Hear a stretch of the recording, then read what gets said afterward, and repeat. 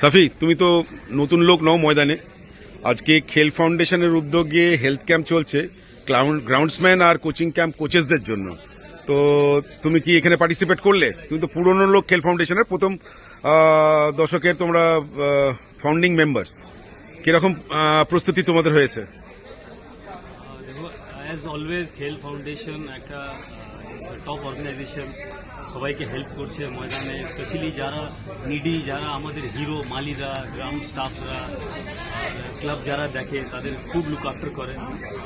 Very happy এখানে এসে মজহর ভাই, আরশাদ ভাই, বিবেক ভাই, দিলীপ ভাই, রবিউদ্দিন, তোমরা সব মিলে এত ভালো কাজ করছো আর এদের লুক আফটার করছো। এরা deserving people, they need the most.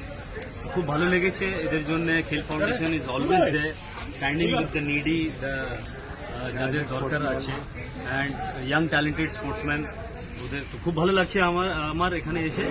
আর এরকমই ভালো কাজ অলওয়েজ করে খেল ফাউন্ডেশন, আর আমি আশা করছি আরও ভালো সামনে করবে।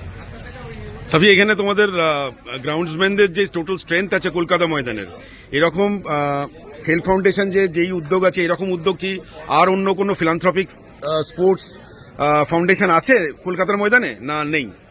আমি তো এরকম দেখিনি, এখন অব্দি তো দেখিনি। আমি বাইরে ফরেন কান্ট্রিতে দেখেছি, ইউকেতে এরকম দেখেছি আমি, বাট এখানে ফার্স্ট টাইম এই কনসেপ্টটা নিয়ে এসে মজহর ভাই, আরশাদ ভাই, বিবেক ভাই।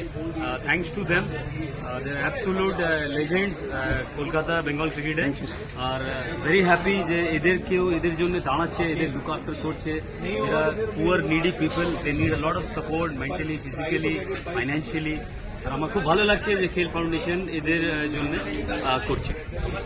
আশা করি পরের প্রোগ্রামেও তোমাকে পাওয়া যাবে। থ্যাংক ইউ সাফি। হ্যাঁ, ডেফিনেটলি, থ্যাংক ইউ।